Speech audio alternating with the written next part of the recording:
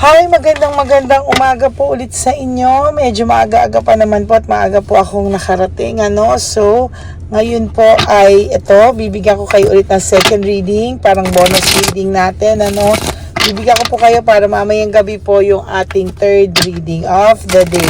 Ayan. Ano po kaya ang makikita natin dito? Ayan.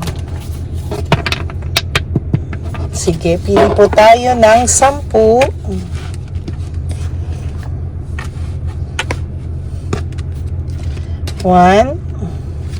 2, 3, 4, 5, 6, 7,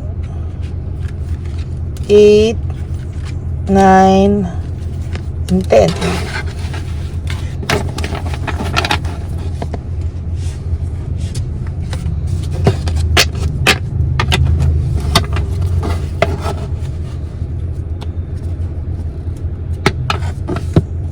Kaya hindi ito nakataob. Okay. Pili po tayo ulit ng 10.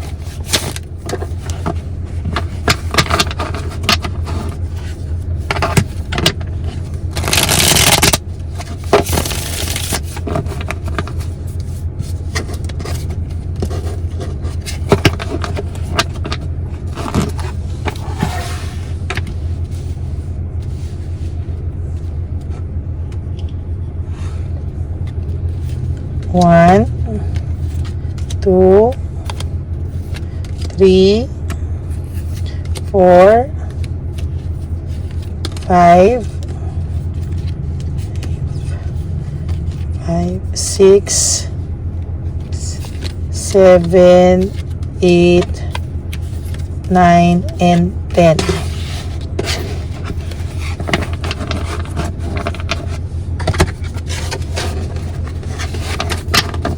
Yan, ayusin lang po natin yung ating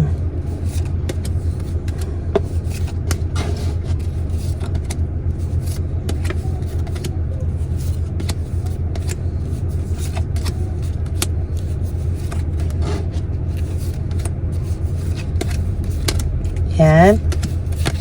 Okay, ano po kaya ang makikita natin ngayon?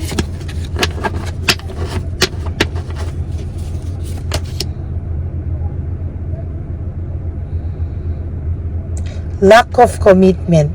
Maybe this person po sa totoo lang ay nalulungkot po sa mga oras na to because of a failed relationship, Nalulungkot po siya because of failed relationship and parang feeling niya po failure siya sa mga relationship niya, Parang feeling po nito he is always a failure when it comes to relationship. Siya naman po may kasalanan. Nangloloko po siya ng tao, hindi po siya makontento, kaya yan po ang feeling niya na he is always parang a failure when it comes to relationship. Ay, saglit po.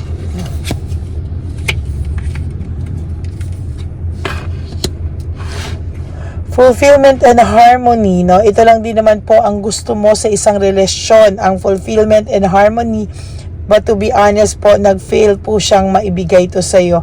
Because sa totoo lang po, during your time, minahal mo po to kahit po sakit ng ulo niya kinuha mo. Ngayon po nakakaramdam ng coldness ang taong ito sa kanyang relasyon, May coldness po silang nararamdaman right at this very moment. Feeling nila siya ay failure pagdating sa isang relationship. May coldness po siyang nararamdaman, parang lumalayo po siya dito, Lumalayo po siya dito. Illusion, nag-i-illusion po ito. Nag-i-illusion po ito na sa kanyang isip na kayo ay magkasama right at this very moment, Pakiramdam niya po kasi kahit failure siya sa relationship, ay meron pong taong nagmahal sa kanya ng totoo. Yun nga lang po, hindi niya po naingatan at naalagaan.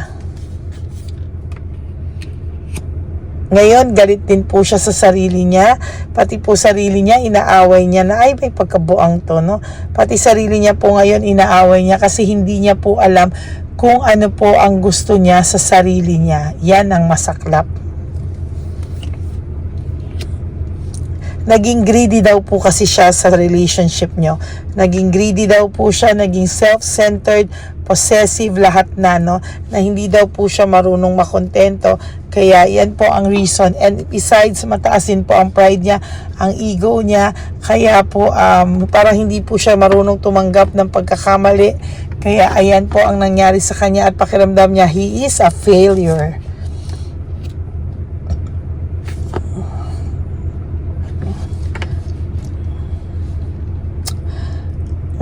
Parang feeling naman po niya, marunong naman daw siya magmahal. Feeling niya lang po yun. Pero pag tumatagal na po kasi, parang nagkakaroon siya ng boredom na hindi niya mapigil. Kaya most of the time, naboboard siya, nakakagawa siya ng mga bagay na, alam mo yun, nag-iisip siya ng ibang tao, ibang presensya. Pero ngayon, naisip niya na nasa kanya na raw pala, pinakawalan niya pa. And to be honest with you, nagtatapang-tapangan lang po ito sa'yo. Yun nga, sabi ko nga, di ba sa'yo sa first ko kahapon, or basta isa sa mga video ko po na nag-aangas-angasan to. Pero you know what? Malambot din po ito deep inside, no? Akala niya po pag nagkaroon siya ng bagong relationship, yan, magiging masaya po siya, pero hindi po talaga eh. Sa totoo lang, hindi po siya happy sa nararamdaman niya ngayon. Akala niya po yung una, no, may power siya, no, may denomination, parang kaya niya i-dominate lahat, but no. Darating po ito sa point na babalik din siya sa ganon, na malulungkot din po siya ulit, at doon niya po marirealize na love is not about kilig factor and spark. Na love is about decision and commitment, no? Kaya lang siya po, sabi niya nga po, parang huli na yung lahat sa kanya. Failure daw po siya. Nanda sa tamang tao na raw siya, iniwanan niya pa at nag-move forward pa siya sa ibang tao. Ngayon po, naiisip niya na ang tanga at ang gago niya. Pero totoo yun. Totoo yun, tangat po siya, pinakawalang kanya. Now, he is disappointed, no? Nadi-disappoint po siya sa mga nangyayari sa buhay niya, no? To be honest with you po, sa totoo lang, napakasaklap po ng iniisip nitong taong to sa buhay niya ngayon, na parang hindi niya po alam kung saan siya patutungo after ng lahat na nangyari sa kanya. Anger and argument. Talaga pong galit ito sa sarili niya at lagi po tong aburido. To tell you honestly, this person is sobrang aburido po, na minsan kahit sa sarili niya po, kahit wala na po siyang kasamang tao, I tell you, aburido po ito. Okay? Nagsiselos din po ito sa mga achievements mo ngayon. Nasasaktan din siya sa mga, pag nakakakita po ito, nai-stalk ka nito, o may nakakapagsabi sa kanya na you're doing good, okay ka, masaya ka na, hindi niya po matanggap, no? Parang sa kanya, pagka naraman niya na ganon, it's a burden, ano? Nagiging burden po ito sa kanya. Malaman na masaya ka, na, ayan, no? Yan, sobra po, no? Sobra po siyang, sobra pong hindi niya matanggap, na sa totoo lang, hindi niya po matanggap na masaya ka nang wala siya. Hindi niya po matanggap na nakaya mo po nang wala siya. At yun po yung kinakalungkot niya sa sarili niya, na nasa yun na siya, dapat masaya siya, pero bakit hindi siya masaya ngayon? Knowing na siya yung nagloko, siya yung akala niya magiging masaya siya. Bakit daw nabaliktad yung mga bagay-bagay? Bakit siya daw yung nakakaramdam ng emptiness, ng lungkot? Ayan, sira ulo. Nawalan po siya ng balance sa buhay, no? Nawalan siya ng balance, eh. Kaya ngayon, ang pakiramdam niya po sa'yo, ikaw na yung masaya, siya na po yung malungkot, no? Dinadivert na lang po niya sa pagpapakitang tao yung happiness niya, no? sa totoo lang po, no? Pero deep inside po, dahil failure daw siya sa lahat ng relationship niya, pinapakita niya yung ibang channel sa buhay niya, ibang part sa buhay niya ay successful. Pero you know what? Wala po. Zero, no? Talagang wala po itong confidence sa level niya. Pero ngayon nga po, dahil kasama niya pa si Chabilitang Palaka or si Shokoy, ginagamit na lang po niya yung utak niya kesa sa puso niya. Emotions, no, para po itong babagsak na lang bigla or breakdown, no? Mag-breakdown na lang po ito. Gustong-gusto niya po mag-rest. Gustong-gusto niya po talagang mag-rest. Gustong-gusto na lang din po niyang ipahinga sa lahat ng bitterness na nararamdaman niya ngayon. Gusto niya pong mag-isip-isip. Gusto po nitong lumayo for a certain period. Gusto po nitong mag-isa at para makapag-isip-isip ng mga bagay-bagay. No? And for your last card po,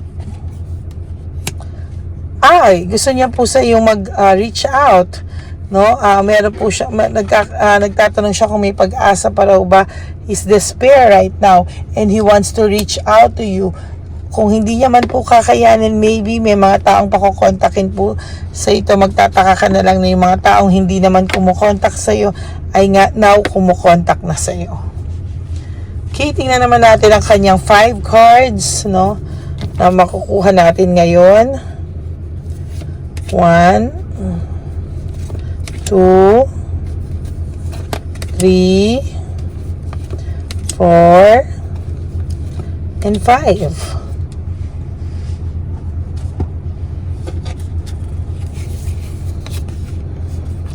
Why do I feel so lost?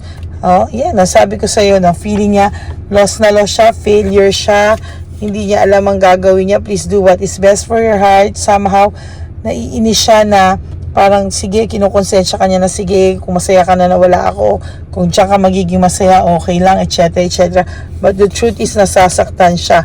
Sexual desire, naiisip ka pa rin ito, nako, most of you na naaaligaga, or most of you na lumulutang ng isip, ayan yan, ano. He feels lonely also, and hindi na rin po niya alam sino siya because of too much loneliness. So that's your second reading of the day. Feeling niya po siya ay failure when it comes to relationship, pero ang pinapakita niya po ay okay lang siya. Oh my God. No? So, yan po, no? Maraming pong salamat. At yan, nakapag-ano pa tayo ng second reading bago ako pumasok. So, maraming salamat po sa inyong lahat. Thank you very much for supporting our channel, Lady Elena. For those of you who wants to have a private reading with me, you can message me at Lady Elena. That's my only legit and official account. Pero yung pong mga mag-message ay willing po na maghintay kung ano ang tamang oras at panahon ng schedule na ia-allot for you. Okay? So maraming salamat po. At to all my Lady Elena friends, family and subscribers, I love you all from the bottom of my heart. Huwag po kayong malulungkot. Always be happy. Life is too short. Don't make it shorter, everybody, by stressing yourself. Maging masaya po kayo. Kapit lang po. And let go and surrender everything to our Almighty God. Let go and let God write your life and love story. Yun. Maraming salamat po. I will be back for tonight. Tingnan po natin kung ano po ang makikita natin mamayang gabi sa inyong third reading of the day. Make sure na napanood nyo na po yung first reading at yung mga readings natin kahapon. Parang dalawa lang po yung reading ko kahapon sobrang pagod. But the day before that is, I think, naka-4 po akong readings. So make sure na napanood nyo po yun lahat. Okay, yun lang po. Maraming salamat po sa inyong lahat. And thank you everyone sa pag-support sa aking channel, sa ating channel, Lady Elena. Thank you and may God bless you all. I will all see you again tonight for another set of general and free readings. Okay? Maraming salamat po sa inyo lahat. God bless you all and I love you all. And I'm so grateful to each and every one of you. God bless you everybody. Enjoy your day. Wag po magpakapagod at magpakalungkot. Kapit bisig po tayo para malabanan natin ang lahat ng lungkot na dumadaloy sa puso mo. Okay? God bless you all. Bye!